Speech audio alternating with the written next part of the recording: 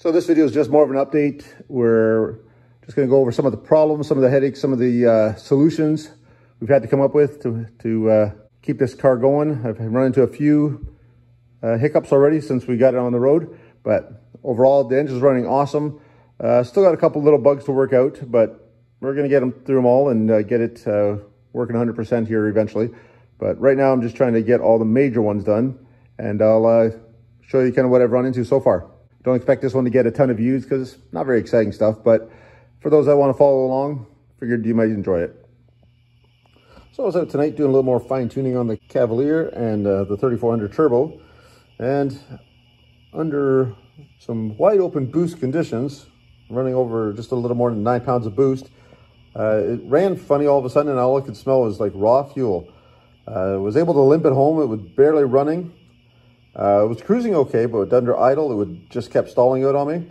So get home and I can see fuel dripping out of this area. Bypass the fuel pump relay so I can make it basically turn on the fuel pump. I had fuel spraying out in this area here, so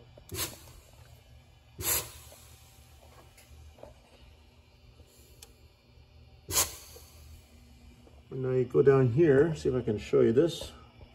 I don't know if you can see it. There is a O-ring that's decided to push out of that fuel injector.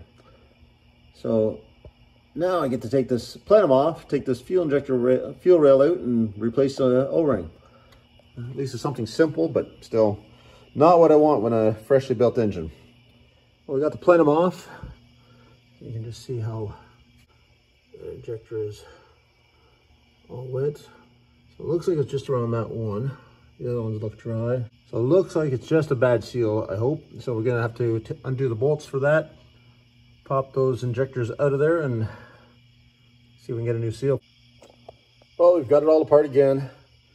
That's all I'm gonna do for tonight. Tomorrow I'm gonna have to get some new O-rings and figure out maybe a better way to attach the injectors to the fuel rail, because I was just relying on the pressure of the bolts to hold it together because it's figured it has nowhere to go. But obviously the fuel pressure on this one is enough that it found a place to go. So we'll figure that out tomorrow.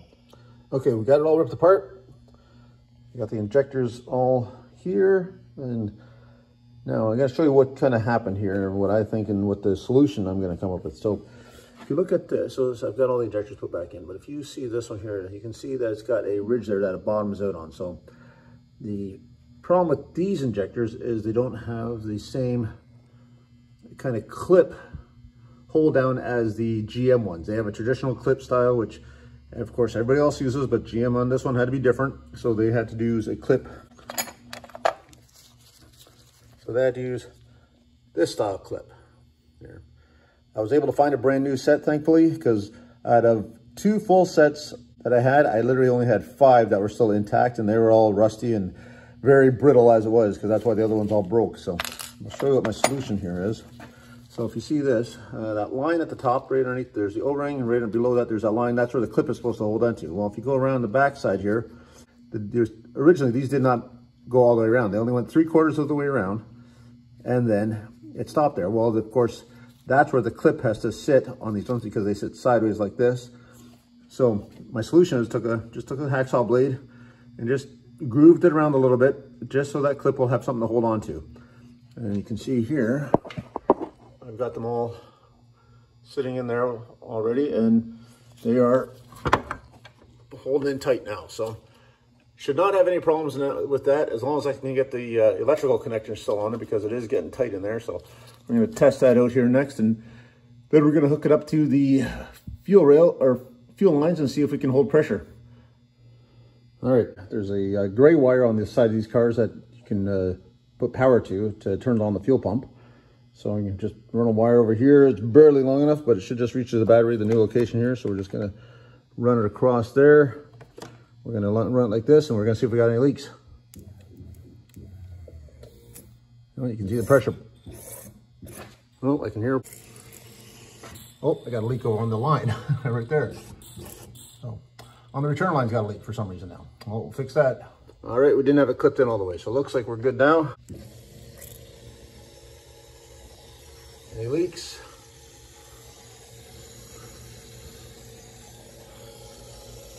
Running pressure all the way through there. See if I can show you the fuel pressure gauge.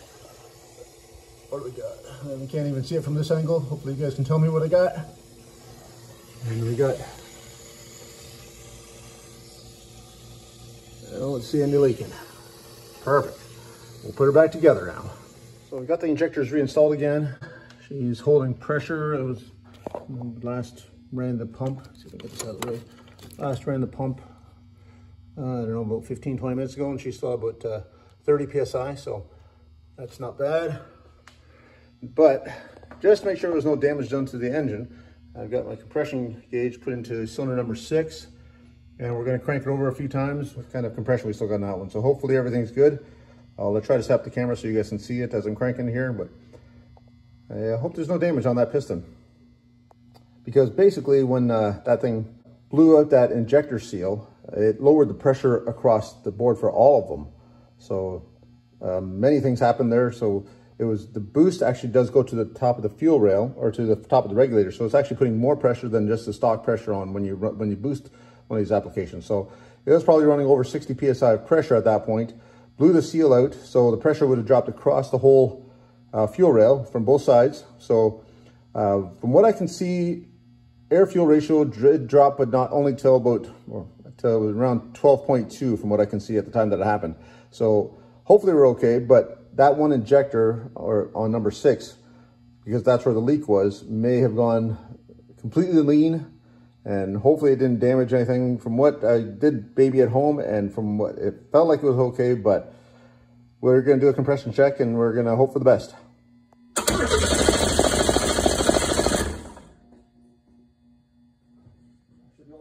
Okay, as you can see there, we're still about 165, which I'm pretty sure is what the number 2 cylinder was when I tested it the first time. So I'm good with that. Looks like we're all good. We'll put it back together and hopefully never have to do this again. So we're back again with the next problem and working on all the bugs on this kind of stuff. So I don't know if you saw my post on YouTube, but I put on there, but I had to get towed home from my brother. And there's the reason why right there. You can see that's the Y pipe going into the turbo, just underneath the turbo. And you can see that I missed a part when I did the header wrap, or it shifted or something. It obviously wasn't wrapped there.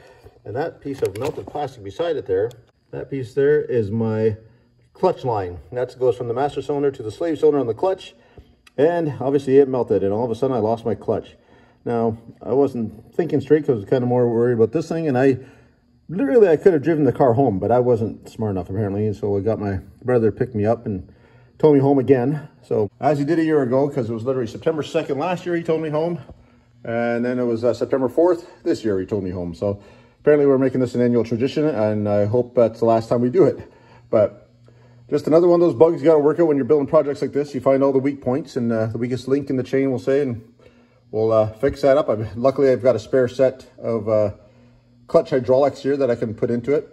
It's just how much I got to take apart to get to it is I'm not sure. I'm hoping I can kind of access that slave cylinder from underneath. Anyways, where it followed that line down, you can see that black piece down there, right in there. That is the slave cylinder down there. I got the car jacked up. I'm going to see if I can get to that from underneath. Hopefully I can get it from underneath and get it work it all out from the top. And then I got to take everything out to get to the clutch master cylinder, which is down over here somewhere. You can't even see it from this point, but right down there too. So lots of fun. We'll see if we can get that part out, and hopefully we can get this thing running again. All right, let's see if I can show you this. So there's the clutch slave there. Hopefully you can see that. There we go. I can get the socket on the bottom bolt just for reference. Here's my wastegate. There's my screamer pipe that I was mentioning before. Dumps it right underneath the oil pan. I built everything around everything with the limited space I had here, so there is not a lot of room to work. I'm gonna have to get a little bit creative with that upper bolt. And universal socket for the win. Yeah, in there you can't even see it right now, and I can't take my hand off this thing, but I'm spinning the top nut off that slave cylinder. The problem is, how am I gonna get it back together later? So that's gonna be a future me problem again. So we'll get this top nut off, see if we can take the whole thing out, assembly out from the way it is without dismantling more stuff, and hopefully I can take it all out as one piece and put the new one in as one piece without taking it apart, because if I had to take it apart, these fittings there, you got to bleed everything, and they're kind of held in with a cotter pin, because everybody says, well, just get a steel line made up for it, but not just that easy, because I don't have a steel fitting or kind of contraption to go to that thing. So I'm not sure if anybody else out there knows of a steel replacement line for these cars, but I do not. So for now, it's going to get a replacement one like this, and just better heat shielding and put on it before I put it all back on the road. All right, I was able to fish out the slave cylinder from the bottom, but I am definitely gonna have to do something about the heat. Definitely getting too hot, but it also doesn't help, like I said, that one piece of exhaust pipe, the wrap had shifted on it, because I know it was covered up when I first wrapped it, but obviously during installation it shifted, I didn't notice it, and this is what happens. So I'm gonna have to put some more header wrap on it, and I think I'm gonna try to make up some kind of aluminum heat shield or something as well, just to try to keep everything alive here. So problem with that, I'm trying to keep everything under the hood and not enough space to do all the stuff I want to do. Now I gotta go down in that area and disconnect the clutch master cylinder and pull that out. That's gonna be a lot of fun, because I got to go from under the dash as well. For those that haven't done a clutch on or a clutch pedal or a clutch master cylinder or anything on a Cavalier, they're nice and easy on these things. They just snap right off or pop right off. So now we'll try that again, as long as my flashlight stays in place. And see if I can do this like that. I can't really see it very well, except for what. And just pop it off like that. And now the clutch pedal is disconnected from the master cylinder, and my flashlight fell again. But that's all there is to it on these things. They're easy to do. I've done these things literally too many times to count. I actually made a contraption a couple years ago to test my clutch system to make sure it was all working. I took a video of it at the time. I'll throw it up there for you guys to see. But yeah, I've got way too much experience in this department. So, clutch pedal hooked up here, going down there. Got the battery here with the jumper wires going over to the starter. Got a CV shaft or half shaft shoved in here. We got it in first gear right now.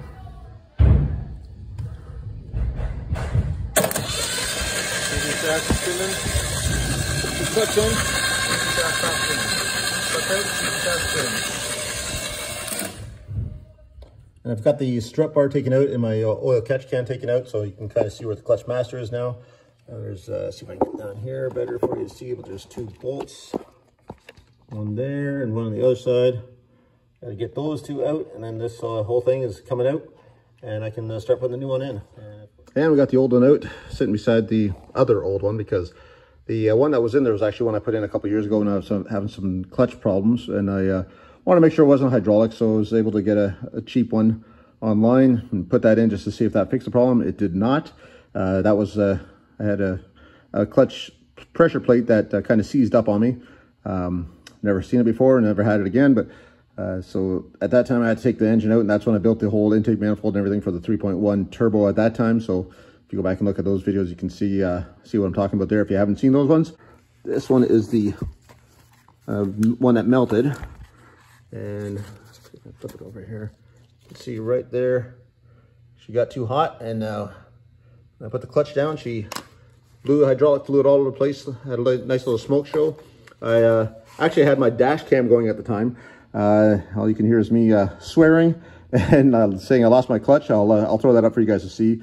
You can't really see the smoke because it kind of came out the side of the hood, and the dash cam didn't really pick it up, but I will put it up there anyways for you guys to see it.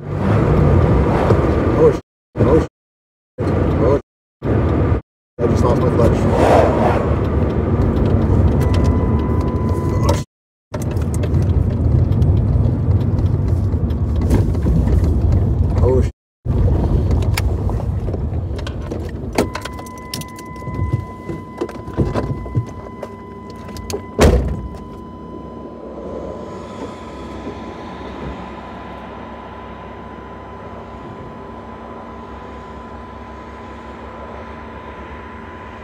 I'm going to header wrap the hose this time, just as extra protection. And I'm also going to clean up some wiring and stuff in there and make sure that it's all protected from the heat, and also header wrap that other pipe a little bit better. So, yeah, like I said, this is not really an instructional how-to video, because most people are not going to have the turbo piping and plumbing to get in the way of their clutch master and slave cylinder swap. This anybody else is going to have a lot easier time than I'm having with this. We'll get all that stuff cleaned up, and we'll put this thing back in.